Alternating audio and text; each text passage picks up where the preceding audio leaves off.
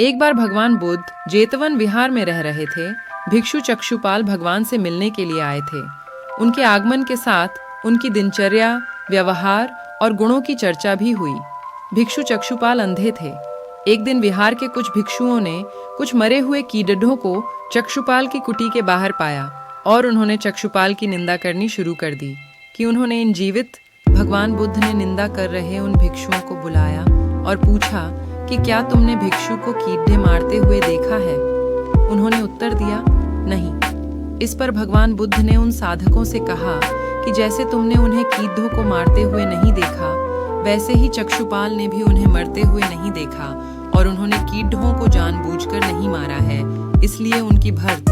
भिक्षुओं ने इसके बाद पूछा कि चक्षुपाल अंधे क्यों हैं? उन्होंने इस जन्म में अथवा पिछले जन्म में क्या पाप किए? भगवान बुद्ध ने चक्षुपाल के बारे में कहा कि वे पूर्व जन्म में एक चिकित्सक थे। एक अंधी स्त्री ने उनसे वादा किया था कि यदि वे उसकी आंखें ठीक कर देंगे तो वह और उसका परिवार उनके दास बन जाएंगे। स्त्री की आंखें ठीक हो गईं, पर उसने दासी बनने के भय से यह मानने से इनकार कर दिया। चिकित्सक को तो पता था कि उस स्त्री की आंखें ठीक हो गई हैं, वह झूठ बोल रही है। उसे सबक सिखाने के लिए या बदला लेने के लिए चक्षुपाल ने दूसरी दवा दी। उस दवा से महिला फिर अंधी हो गई।